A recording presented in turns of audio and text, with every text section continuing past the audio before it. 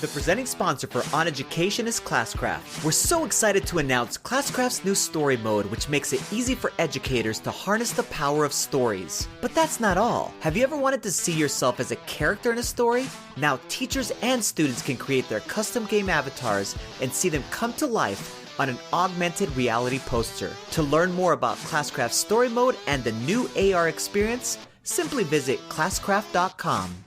It's one of those things that's worth going at least once for like Disneyland. Almost for the yeah, it's like Disneyland for educators.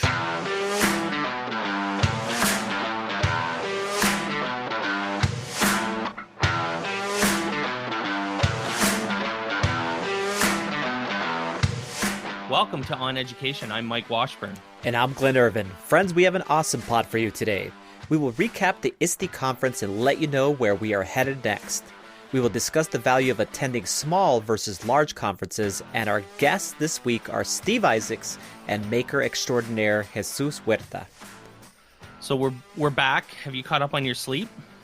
But trying to. I'm trying not to get sick. You went from Philly and now you're in like somewhere. North Dakota. Yep. I'm in One of the Dakota. Oh, yep. So you're like North Dakota population, the Irvins. Yes. Yeah, I remember you said there was nobody here.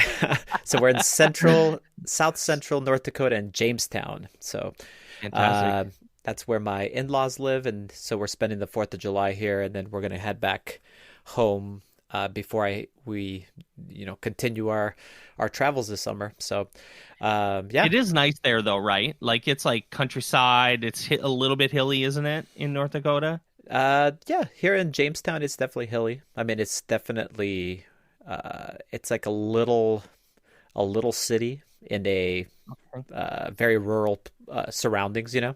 Each town is about 100 miles away from each other. So I think they did that intentionally back in the railroad days. So I think it's Jamestown, Bismarck. They're about 100 miles away from each other, and Fargo is 100 miles from Jamestown. So it's interesting along that corridor, the interstate corridor. Lots of empty space there, and a lot of farming. Wow. Yep. Yeah. So ISTE's over. We just we're back.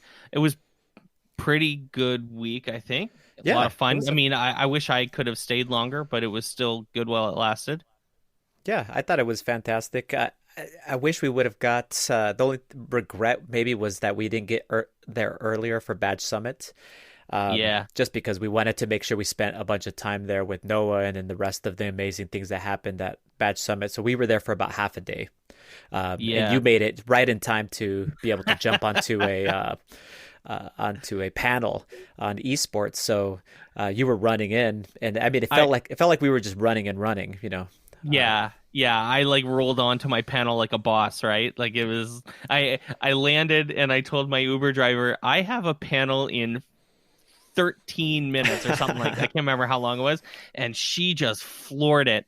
So my panel was at 140 and she put it in park on outside of Temple University at like 138. And I ran up the stairs, up the elevator. And just Steve was already on the stage with everybody else, starting to talk. And I walked into the room, put my suitcase down, and walked right up on the stage. It was like, bam, I'm here. We can start now. It was pretty hysterical. If anyone knows me, I'm an habitually early person. Like I actually, Rami, who I work with, and Keith, they hate how early I almost always insist on being at the airport, for example. Yeah. To make sure I catch I'm habitually early for almost everything all the time. So I am not someone who enjoys being late. Not only do I think it's, it can be unprofessional, but I just like the safety of being somewhere, well in advance of when it's happening. I think that just makes sense. I know a lot of people that just get by on showing up right at the exact right time, but perfect for them. And I'm just not one of those people that's comfortable with that. So it was pretty wild, but yeah. So I think in the future, I think we're going to continue to try to participate in Badge Summit. We really like it. Yes. We'll just come on the Friday from now on. Yeah. So that we're there for the Saturday for the whole day. I think that's one of the things that we've both took away as far as something we're going to fix for future years. So Definitely looking forward to Badge Summit 2020 in Anaheim. It'll be great. I Yeah. no doubt. It's always great. Yeah. No, I Um, love Badge Summit. Yeah, totally. Like tons of smart people, great conversations. It's always a lot of interesting talk, and you get to meet some people we've never met before. Like for example, we just had that On Education Presents with Marin Dawes and Kathleen Beachboard, and we met them at Badge Summit. Yes. I didn't know them prior to Badge Summit, right? Nope, we didn't know them at all. Noah actually introduced us to them and said, "You need to talk to these people," and he was right. Yeah.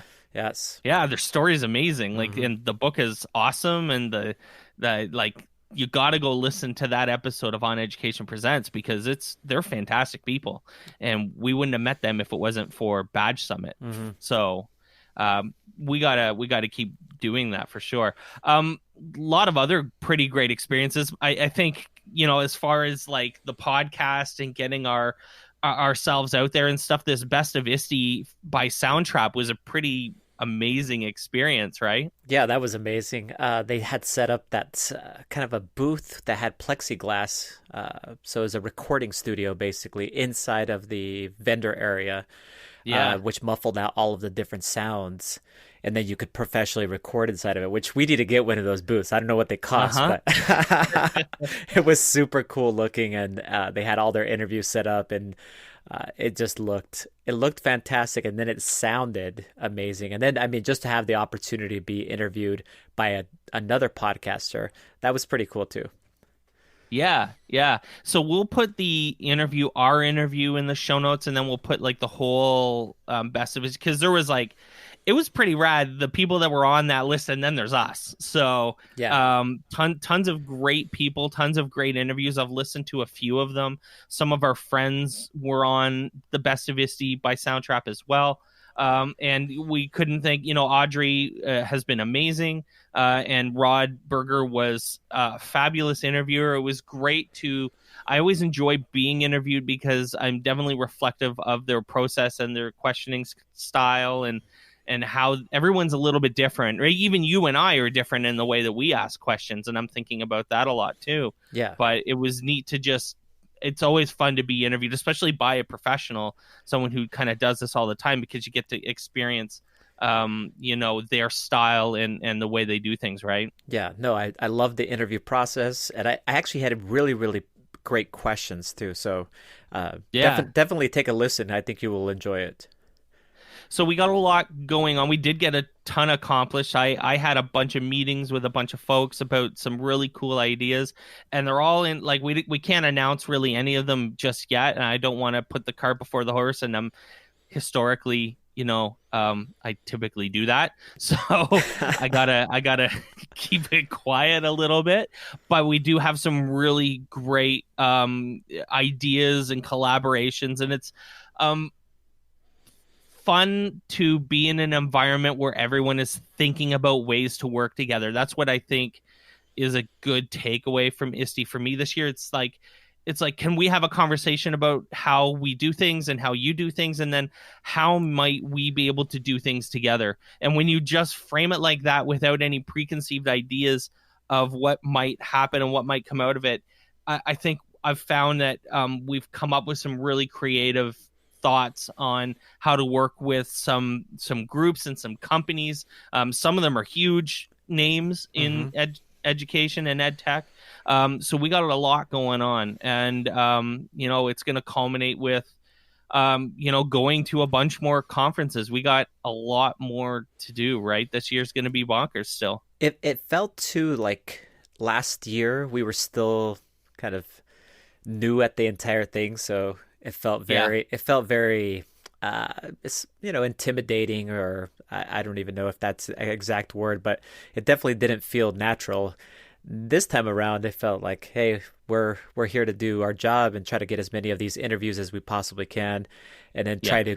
try to gather interviews as we can even at the conference itself, Yeah. try to talk to the people that we feel our listeners really want to hear their stories, and that they have powerful things to go ahead and say. So I think we got so many great people to come onto the show, and we're glad to share it with you guys.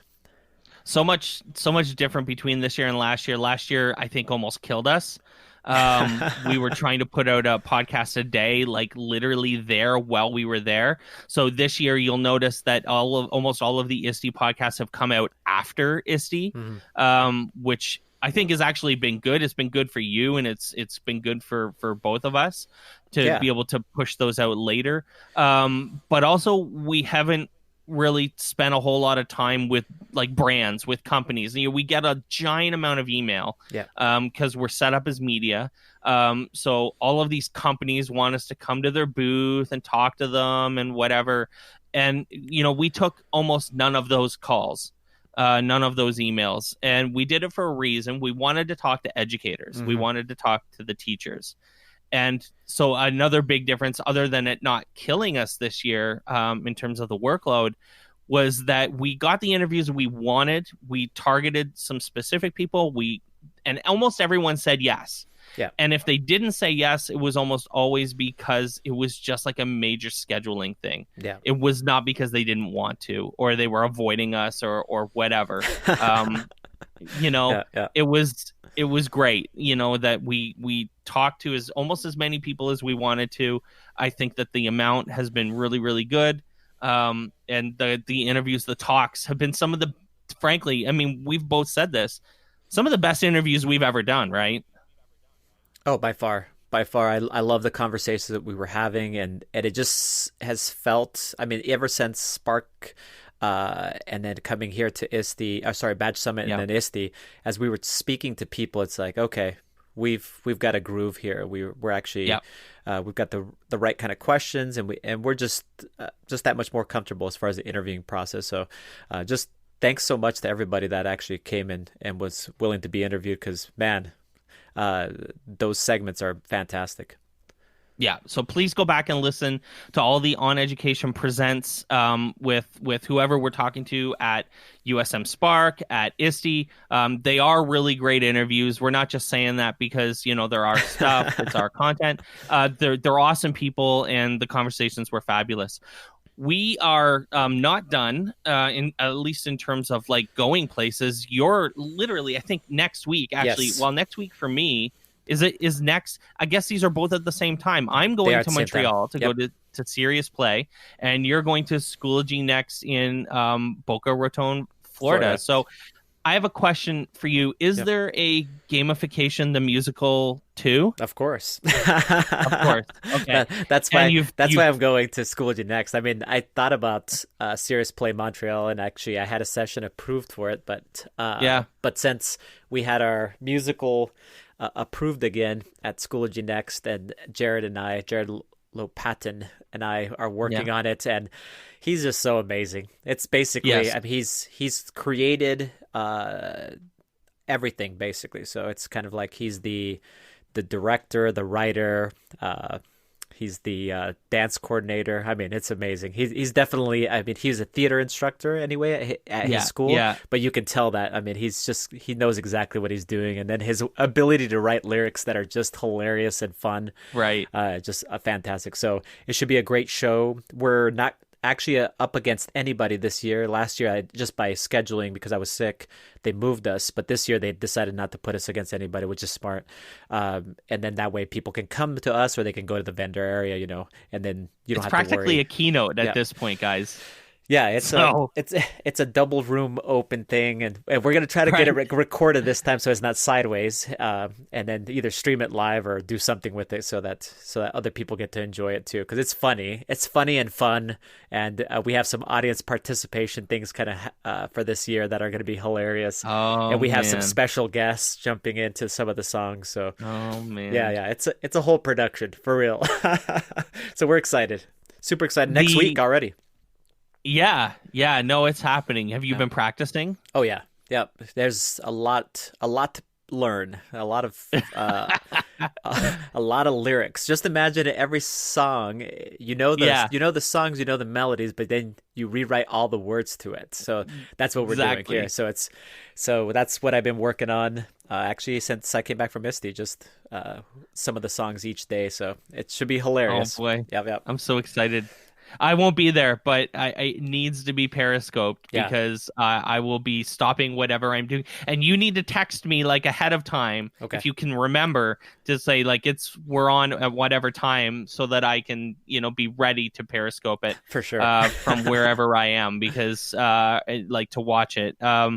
I don't know what feed you're gonna put it on. If you put it on the OnEducation feed, that would be sweet, but you don't have to. But wherever it's gonna be, it's gonna be great. And I tell people all the time because I say all the time as someone who delivers a ton of PD in front of people I don't know and all that stuff that most PD sucks.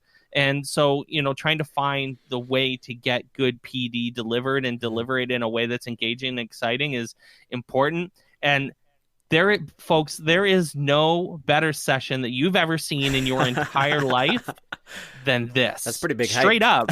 It's 100% true. Even if you just took the text, like if you took the text out of the songs and just Yeah. read it, you would be learning stuff Oh from yeah, that. for sure. And then now you're putting it to music and you're Mhm. singing and whatever, dancing and all of this other nonsense that goes on.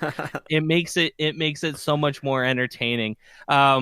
So that stream needs to happen, and I'm hyping it up because people better tune into this. So Well, Schoology Next is happening, and gamification the musical. I'll be at Serious Play and hanging out yes. with Sean Young and Paul Darvazi, and Braun is going to be there, and a bunch of other Awesome. awesome educators, game-based learning people. I'm just sitting in. I'm not presenting anything. I'm going to sit in and talk to these folks and just hang out for a bit. I'm bringing the whole family, so we're going to spend some vacation time in Montreal touring around, and that'll be a ton of fun. We're going to have next week John Fallon and Paul Darvazi on the show And they're as amazing. our Yes. guest, and these guys are doing bonkers work, just Yeah. amazing stuff together and separately, and we'll talk about that. So that is what's going to be queued up for Serious Play. So much going on still. It's so much for summers off, right? Yeah. No, this is the culmination of a long season, especially for you. You've gone to like a million conferences, so Yeah, I'm it'll pretty tired. it'll hopefully quiet down a little bit after this week. So speaking of going to a lot of conferences, I went right from ISTE to a conference in Moncton, New Brunswick, which most people, about 70% of our audience wouldn't even know where the hell that is. But it's New Brunswick is a province, yeah, Yeah. and Moncton is one of the larger cities in New Brunswick, probably about if I had to guess, maybe about 300,000 people. Mm, Nice yeah. town. This Atlantic Education Summit was an awesome conference in a gorgeous big high school, one of the biggest high schools I've ever seen, frankly. And had probably about 300, more than USM, more people at Atlantic Education Summit than USM Spark, for sure. Probably about 350 people Yeah. attended this. And it got me thinking, and we've been talking a lot about this because of the financial implications, and so we can chat about that. But this value of small conferences, like AES or USM Spark versus ISTE, and we also had this on the chat on education chat this week. What do you think? If you had a top line thought about this big versus small conferences, what do you think it would be? I think the smaller conferences, the advantage of them is, I mean, there's a bunch of advantages, but the biggest advantage is that you have an opportunity to be able to easily connect with your presenters and your keynote speakers and your featured speakers, all those kind of people, and then just each other. Whereas your larger conference, if you've never been to ISTE, it feels like you're going like 1,000 miles per hour, even though people have a game Yes. plan and they've developed where they're going to kind of go. But everybody always feels like everybody's on the run. And Yes. and in these smaller conferences, I don't feel that as much. So that would be a huge advantage. But then also there's some other things, of course, like expense. it's so expensive Mm-hmm. to go to ISTE. I think that It's ridiculous. we probably spent like after all the Uber, because all those Uber I receipts know. finally came through, right? I It's have a like, bunch of them too. My Jesus, God, they're man, ridiculous. Yes. we're probably $3,000 in Yeah. Yeah. when it's all said and done And at ISTE, and we weren't like being extravagant at all. You not at know, yeah. all. No, I mean, people be like, "Well, you went out and ate luscious dinner." Well, no, we didn't. No, We were no, eating at normal pennies. places. If we even got to eat, because we were on the run, as far as things going, we might grab the snack from the media lounge and then kept going. But Right. we weren't, and then we got breakfast at our hotel. But Yeah. my goodness, it's And every. we weren't drinking hardly at all, like even myself, No, which I mean, that's what I do, but no, we were but we working from were the not. morning to the Yeah, night, and then 100%. and very, like eating our dinner and then going to bed. I mean, we were like old men, Yeah. as far as doing that, but we needed to do that in order to keep up with the pace of the conference. But it's so ridiculously expensive. Anything you're doing to move from one place to the other, to the different events is so ridiculous. So So we're gonna go to Anaheim next year. yes, For sure, because of a lot of reasons. You have family in the Southern California area, so yes, you can probably stay with them. And it looks like we're thinking about bringing the family, yeah, yeah, so that they can go to Disneyland, which is nice. None of my kids have been on airplanes before and not really traveled, any significant amount. So we would be excited to do that. But I'm struggling with whether to go to ISTE in 2021 in San Antonio. I suspect that San Antonio is a little bit cheaper to stay in than maybe Philadelphia and Chicago, but it's still going to cost us like $2,500, $3,000. I And know, it's when crazy. we have all of the stuff now, like all of that equipment, and now that we've made our big expenses, a lot of the future expenses are just going to be on It's freaking going to hotels. conferences. Right. The hotels and the So transportation. It's ridiculous. Yes. right. So if we can divide up that money more efficiently so we can go more places, like we could go to 2 conferences, we could go to like TCEA and Q for the price of going to ISTE, Yeah. And right? we're And if definitely you have to considering ask that. me, Yeah. right, if you have to ask me whether we want to go to TCEA and Q, Spring Q, instead of going to ISTE, right now I'm like, hell yeah. That's exactly what I want to do. We could buy a booth. We could buy a booth at Q. Q Hmm. booths are like $600, $700. Yeah, that'd be We amazing. we might be able to afford that Yeah. because we're not going to ISTE, and then we have a booth in the conference, and it's like, what's better than that? It's It's it's a definitely tempting. no-brainer. Yeah. And then for those of you that are participants, if your school pays for it, then it's not obviously that big of a deal, though the districts have to Yeah. decide how they're going to ration out their monies. There is a lot to get at an ISTE, though. I mean, because you're going to have every single type of session that ever exists Yes. in Yep. whether it be pedagogy or ed tech related. There's and everything in between. You're going to find a session or multiple sessions about those things. And you know what I didn't hear this year, Mike, is people not being able to get into things, into sessions. So I didn't hear that. That was a big thing last year where people were getting kicked out or they weren't allowed into a session because it was full. I didn't hear that this not year. a lot of that this year, No, thankfully. but still, I mean, it's crazy. The thing it does give you, though, is the ability to be able to attend things you might not otherwise see at a smaller session, or a smaller conference. But God, Yeah. I don't know. The price is so ridiculous. So Well, everyone should go once, in yeah, my opinion. Like, it's one of those things that's worth going at yeah, least once like for Disneyland. almost for the yeah. It's like Disneyland for educators. There's the title. There's the That's the title of title our of the show. episode. So it's Go like at least that. once. It is with that. Yeah, you should go at least once. So, but so take everything we're saying with a grain of salt. We're definitely looking at it through a different lens Yes. than other folks, but definitely the people that we're working with and collaborating with are also looking at it through the same For lens. sure. And a lot of our friends are as well, looking for the biggest return on investment of money in terms of, even just the learning, making sure that, one of the nice things about some of these smaller conferences is that, you're still getting some world-class educators coming to them. Yes. But the sessions are quite a bit smaller. Like when you can sit in a session on gamification with someone at USM Spark and it has 30 people in the room, and that same person is doing a session at ISTE and there's 250 people in the room, the opportunity to ask questions and engage with that person is higher. Yes, for sure. At these small and it's the same person. So, totally the same why person. Right. Totally. Maybe even doing the same session because, like me, you have almost like a library of sessions that you deliver, For sure. kind of thing. And so it might even be the exact same session, just in a different atmosphere and environment with a different cadence to it.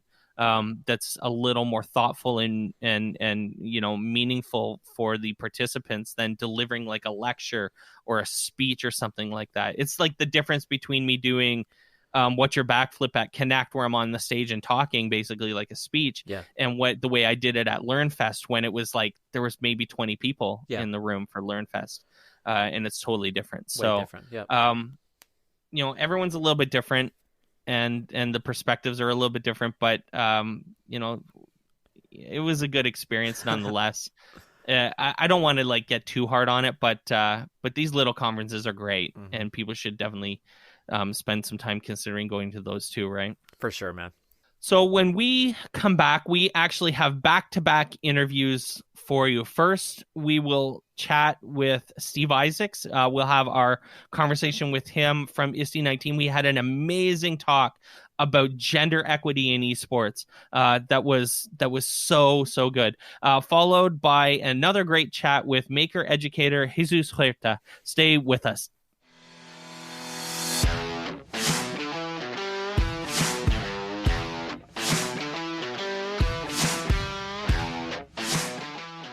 All right, everyone, we're here with our friend of the pod. I think we're on probably our 5th or 6th time. We're going to actually create a leaderboard chart. So you and Noah will be head to head. Yes, but the number of times that Steve has been mentioned. Oh, yes, the Steve Isaacs name drop chart, there would be no competition. Please include that. It's in the 98th it's like the percentile. Asterisk. Yes, as far as number of episodes that Steve Isaacs gets mentioned on the podcast. Almost every episode. Yes. I mean, Noah has an actual spot. Like that's pretty cool. I like it. You can create a spot if you want. Well, we'll see. But his is great. I mean, it was a great idea. It plays well. It's fun. Excellent. So you're here at ISTE doing a bunch of stuff, almost all related to esports. So tell us what you're doing. Yeah. Thanks. So yesterday we were at Badge Summit. In fact, Mike, you ran to the stage to join us. Right on time. Yeah, right on. Exactly. I couldn't have been more on time. We did an esports EDU panel. We did. And this morning, so that was fantastic. What I love about the panel format, at least the way I think where that one was presented, and I hope the rest follow suit, is that it was very open to engagement from the audience as well as people outside, and I think it allowed us to get deeper into questions that people really are wondering. Yep. I think we have to understand that the audiences that we often are speaking to are very interested and intrigued, but it's a new topic. It's complicated for a lot of them. Yeah, and it is complicated. We're discovering. And this morning, I was part of a workshop on esports and education. It was actually co-sponsored by, I think, Microsoft and CDW. And another great opportunity that they were presenting and are running this thing, I think, 3 times today, to really open up that conversation about what esports is. In that one, I was part of a panel called Meet Your Peers, where I spoke with an individual from the Rutgers esports program who has been very active in, despite starting his program on the collegiate level, supporting middle schools and other programs. and the other gentleman on the panel is from Kansas, and they have a full esports, more like a gaming curriculum that's a 4-credit class in their alternative high school, which is great, and it's going to be branching out to their school district. But they cover a whole lot of things in addition to having an esports team there. So, people are doing very interesting things and getting into the space in very interesting ways, whether it be extracurricular or during school time. And later this afternoon, I'm on a panel with Jay Collins, Elizabeth Newberry, and a librarian that's in their community, or in Jay's community in the Cleveland area, a public librarian that has become very involved in esports. And that's really cool because a lot of questions are coming up around, how can libraries play a part? And, so it's great to have see that in action. And Jay started an interesting approach to esports this year, including a triathlon. So what they did in the Cleveland area is they wanted to make it, more inclusive and also not hyper focused on, a certain title where they would have had less people involved. So they took 3 titles and had this triathlon where every team competed in all 3 games. So, awesome. Oh, yeah. Wow. So typically you had, which is a neat model to consider. And each team, basically, might have, been particularly skilled in one of the games, but it was a very different approach. And I love it because this was on the high school level, but when I think of middle school, I think what a great opportunity to get kids more involved and see, in other words, I want kids to experience competitive gaming, but they don't all know. I mean, they're not as hyper-focused yet necessarily. Some are on a particular title. So that'll be an interesting panel talking about all things esports and education. And then tomorrow, I'm on a superstar panel on digital citizenship with folks like Brad Wade and Mary Alice Caron, Jamie Donnelly, Kevin El-Chaha, and I'm missing a few people because there are 8 of us on that panel, but it's called From the Digital Citizenship. I think it's called From the Classroom to the Boardroom, really looking at all aspects of that. Amazing. I love that. So I was thinking about the esports itself and having a diverse, it's interesting to, especially maybe at younger levels, to start off with things like that, what you're talking about as far as a triathlon of things instead of hyper-focusing on one game. And those games evolve too, right, Steve? I mean, the games that people are focusing on as far as the competitions will continue to evolve and change too, right? As the popularity goes. That's another interesting thing, right? Like whatever title's popular in esports today, we don't know. I mean, some of them have had some staying power, but you're right. And in this case, the community voted also on which title. So it allowed more potential for greater voices to be heard in that process. And, and Rocket League was one of them, and I've been very involved with that at my middle school level, so it's a great title for esports. They played Hearthstone. I don't know if anybody here is a fan of Hearthstone. Oh, yeah. and they, and it's interesting because you should definitely have Jay on the pod because, they'll talk about a lot of the challenges, and successes, and for a pilot program, I think it was tremendous. So we've been having a lot of really interesting discussions. There's a lot of complicated topics to talk about when it comes to esports, and we're really at the ground level of talking about them, which is awesome. And one of the big issues we're talking a lot about right now, and on Twitter in particular, is inclusivity. Okay, so there was this presenter and had a slide, and it said there should not be a women's esports league. Right.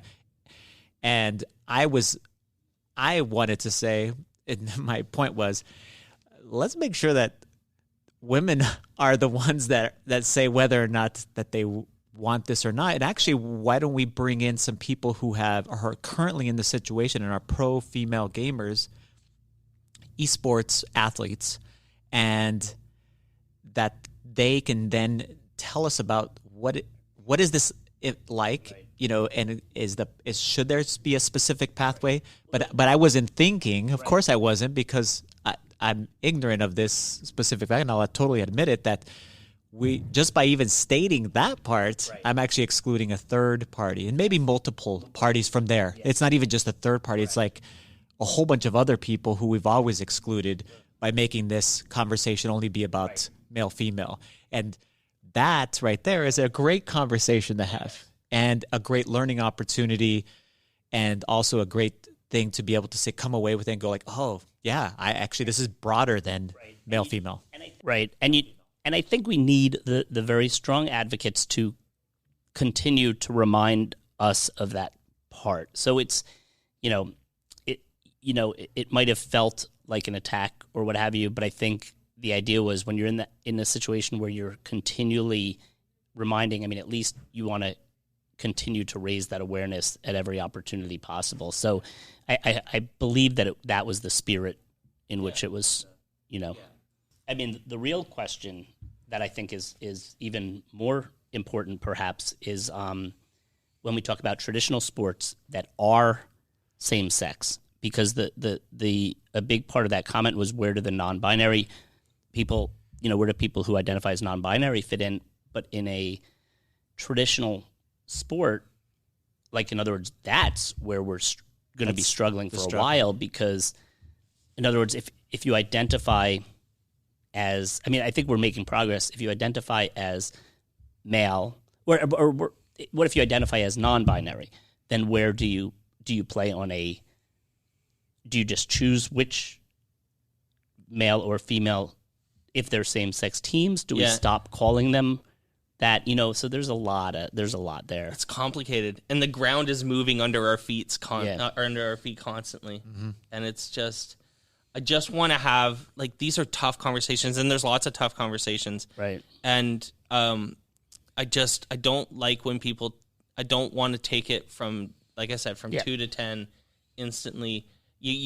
What it limits is what you're discussing here, Mike, is number one, you're open. You are very open-minded, and actually, as far as in positions, you are super on the left. I can't. No, but I'm just saying, and so I'm this close to being a communist, for God's sake. But I'm just saying, as far as even on the social type of position, whatever it might be, you're open-minded, and you're wanting to have these discussions. But if the discussion becomes so this or that, that it shuts down the argument, people stop talking about the topic, and then progress stops too. That's what you don't want to happen. Right. Is you want to continue to have the conversation 100%. without feeling like you're going to be attacked, because we're all learning. Right. We all want to learn. Your position might be that no, there should not be. We still might land at the exact same spot that we all think we should. And that 100%. Might be your position, but Yeah. but you want other people to be able to at least discuss it. These are all challenging things. Equity. Well, because the volume, we were in the car talking about it, and the actual problem, other than like there's like the toxicity and the masculinity of the whole thing, but one of the big issues is that there's just not enough people. Like the actual bodies, the volume of women in this is low. And I want to know the distribution. But I think the argument there too was not as much about men or women, but I think it's the fact that we're still segregating men and women and leaving a group out of that conversation. That's true. That's where I think that's where the non-binary part comes in. So in other words, it wasn't. I mean, the argument might still be that inclusive all around is the answer, even if it was only a question of men and women, and if it brought more women. But there were other people that are excluded. Then you know what I mean. So that's where I think that's where that's where it gets real sticky. When we are framing the conversation like it, and someone put that, it's like we have always framed this between two sexes, right? And so we're excluding people right off the bat. That's where I think. So this is an opportunity actually with esports to start a completely new conversation, totally, and kind of say, you know what, we don't need to follow those old rules. I think that's what somebody was saying. We don't need to follow those rules, but we need to continue to have this conversation without feeling. Yes. When we speak on any topic, I think this happens on both the left and the right of social issues and political issues, whatever it might be. Sometimes people just shut down that are just kind of in the middle, trying to pick up and learn and be educated about things, because they're afraid of being quickly attacked, either through social media or just in real life. So you try to avoid those topics, and the more that we avoid them, the less progress we're going to make. And I think that that's exactly where you were leading, is Mike is leading, wants to open up this conversation, but without having to feel like, hey, I'm not transphobic. I don't have phobia. I want to open up these things. I want to actually have this discussion, because too many people actually, number one, don't even know that this even exists. But I think we want inclusivity. I don't think anybody would deny that, right? So I think, and what you just said, Glenn, which really resonates with me, is esports being new, and us making, I hope, significant forward progress with inclusivity and LGBTQT plus. I think we do have a unique opportunity to, from essentially the beginning, we're a little beyond the beginning, but and we still have issues around it, so we're not really so at the beginning, but we have an opportunity to be inclusive and do it right. All right, Steve, thanks so much for joining us. Always a pleasure. Thanks, guys.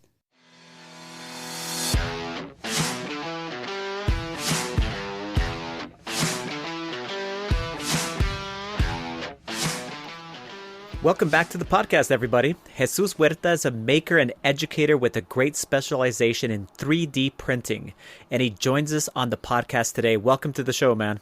Hi, how's everybody doing? Doing good, bud. So, Jesus, can you introduce yourself to our audience, your location, and what you do? So my name is Jesus Huerta. I'm a usually fifth grade, between fifth and sixth grade teacher. I bounce back and forth a lot between those two grades. I'm in Central California, so that's not on the map usually. So it's about an hour and a half east of San Diego, about 20 minutes from the Mexico border. So we're out in the middle of the desert. Very cool. So, Jesus, I have no problem calling you an expert in 3D printing. All you have to do is take a look at this guy's Twitter profile, folks, to see all the bonkers stuff he's doing. So, Jesus, what is it you think about 3D printing that's so appealing to educators and so valuable to education in general? I mean, if you look at 3D printing, you'll get a lot of information online about like how and machines for sale. But if you look a little deeper, there's a lot of technology out there that's coming, that's changing how we live, how long we're going to live. And let me give you a couple of examples. They just 3D printed a house, I think last November, in 24 hours for, I think, like less than $10,000. Wow. Right. Solid looking house. They're going to use it first for, I think, homes and people that need homes in South America. So right there, when the kids learn about that, they're like, oh, somebody's using this. And I'll talk to them about it. Why are they doing that first? And, really good responses about service and doing what's right. But also bioprinting, where they're 3D printing skin for skin grafts. So it perfectly matches the person. There's retinas that I think right now they're already testing. I know they've already created them, but they haven't tested them on humans, but I think they're testing them on mice and other animals. So now, say you have cataracts, so you get them at a very young age, or even when you're older, they'll take your blood, some of your DNA, and just whip up some retinas. And it sounds crazy. That's crazy. Yes.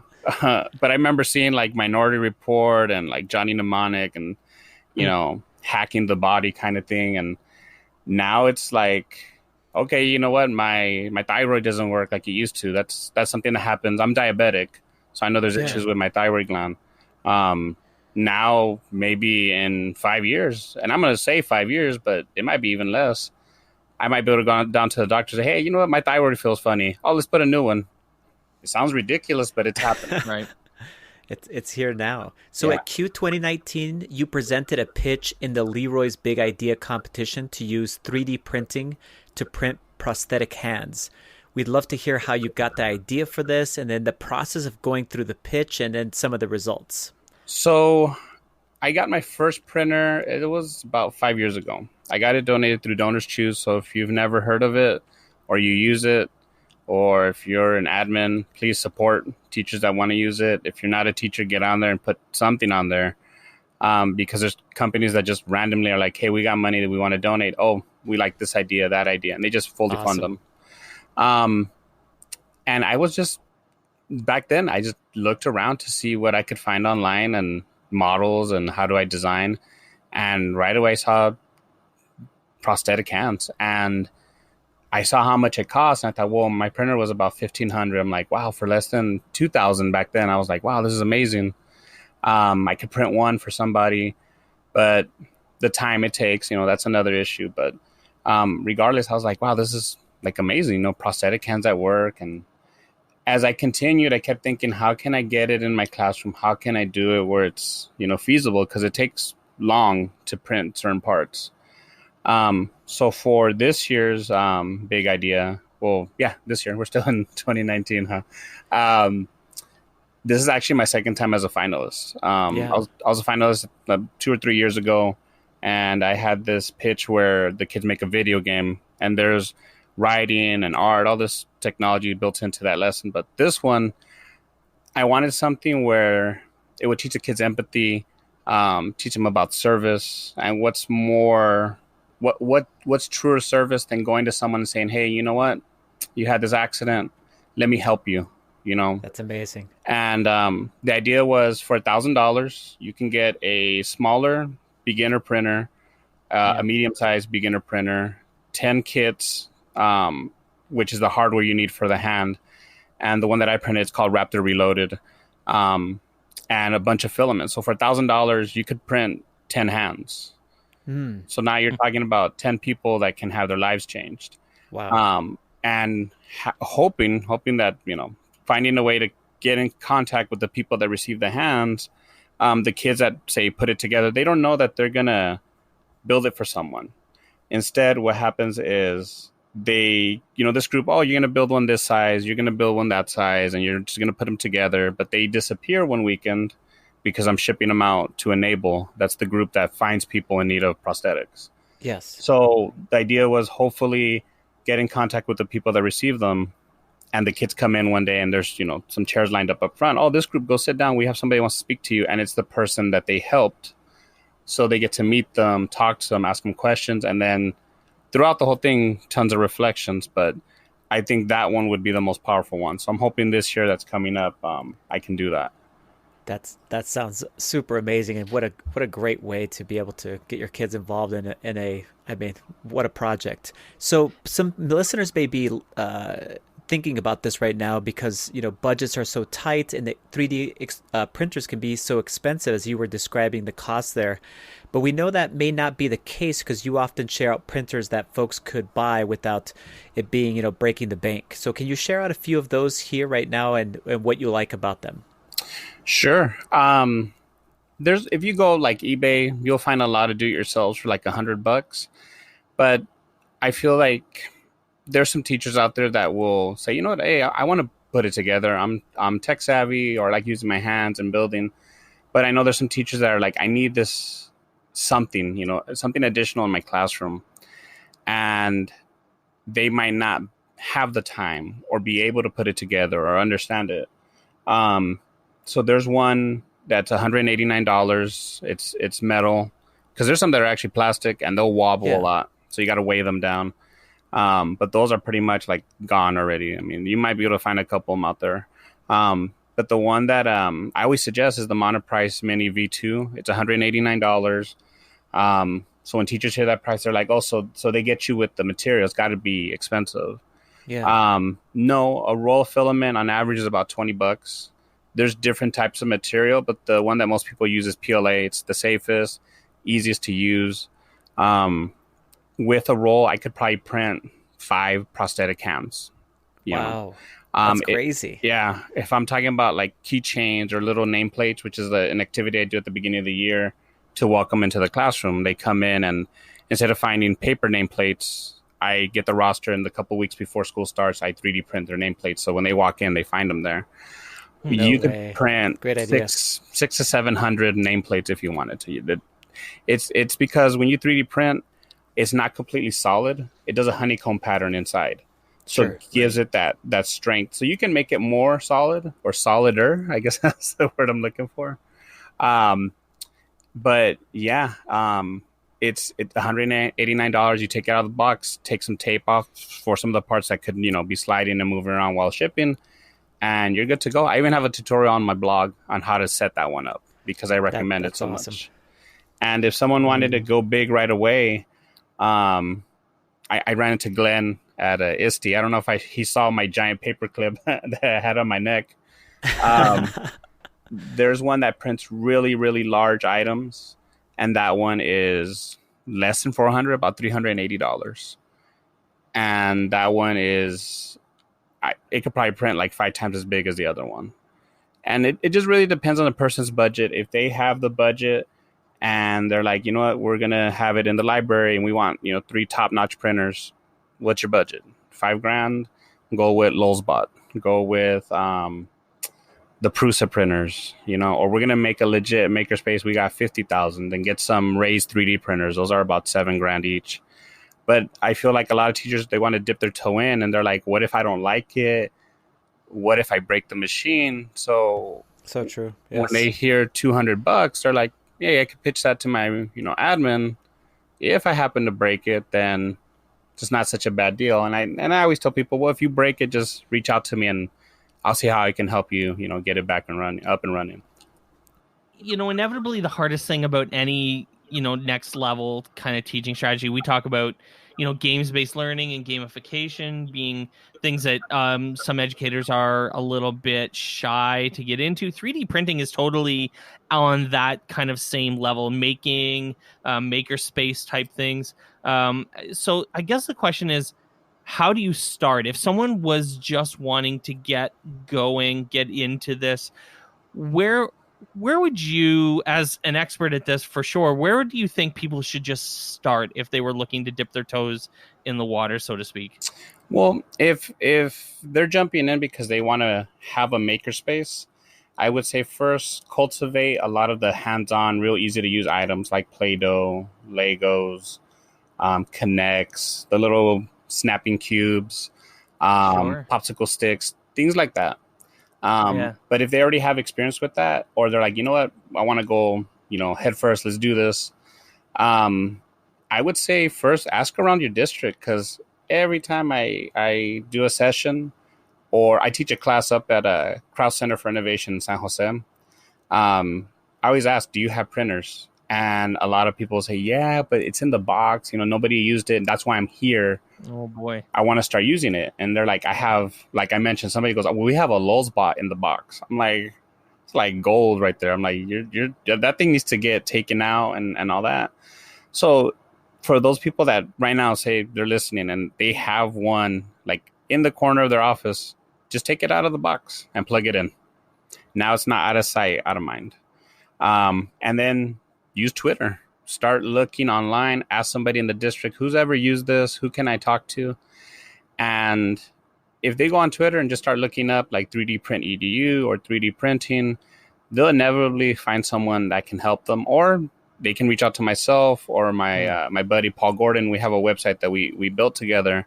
I would say just try it. Like, there's a big misconception that it's really difficult to load up the plastic.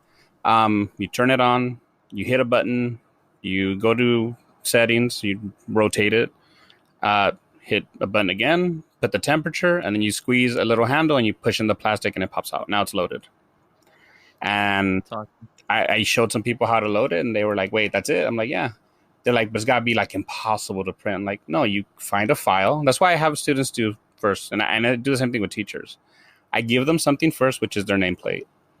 By Friday of the first week, they're printing. I don't wait a month or spring break. We'll have time. That's why I have 5 printers, because we got to start printing right away. Right. So they find something that's already created and they set it to print. And I have teachers do the same thing. And then I tell them, now design something and print it. And after that, most of them don't go back to finding stuff unless they need it to manipulate it. I think people get scared because they see like pictures of like huge blobs of plastic. Actually, that just comes off really easy. You just heat it back up and pull it off. And then most of the time it just comes off as a clump. But I think people see the horror stories and they're like, oh, it's got to be impossible. And it's not anymore. So we have a blog post by Jesus that's going to be on our website coming up soon. I've read it a bunch of times, and I'm really excited to share it out. And otherwise, Jesus, how can people connect with you, learn from you, share out your socials, your website, all of that stuff, so people can reach out if they want to learn more? Sure. My Twitter handle is at Jesus H 1979. So that's JESUS H 1979. Follow me there, or just look at my history, and you'll find some stuff on 3D printing, other stuff too. But this has like been my, I guess, the thing that I just keep focusing on. I keep coming back to it. If they want to see tutorials on how to use 3D printing in the classroom, I have my blog, which is mrhuertasclass.weebly.com. My email, let's teach 1979@gmail.com. Also, the website that I built with Paul Gordon, he's also a big 3D print guy in education. Easy as 123d.org. Any of those sites, or It's a good website. Yeah, he came up with the name. I can't take credit for that. I should, but I can't. Any of those. And I mean, if for some reason they're like, I can't get it to work, I mean, I hope somebody could reply to, what they hear now, but I'll make like a Skype, I'll make a Zoom video, I'll make a GIF and just say, you know what, this is what you're doing wrong. Or, you're right here at this step. This is the next step. You're almost there. Amazing. Jesus, thank you so much for joining us. We will put all of his contact information in the show notes. Thanks, man, so much. Thank you. Appreciate it, man. Thanks for listening to On Education. My name is Mike Washburn. My co-host is Glenn Irvin. Want to get in touch with us? Check out our website at oneducationpodcast.com. You can tweet us at oneducationpod. Glenn is at Irv Spanish on Twitter. I can be found on Twitter at Mr. Washburn. You can find us on Facebook by visiting facebook.com/oneducationpod. We're also on Instagram at oneducationpod. If you're enjoying the show and think others would too, we'd be thrilled if you shared it with them. Please leave us a rating or review in Apple Podcasts or on the Google Play Store. When you leave a rating, it gives our rankings a boost. This helps others discover the show. We want to thank our presenting sponsor, Classcraft, for supporting us. Check out classcraft.com/oneducation to learn more about them. Thanks as always for listening. Stay awesome. See you soon.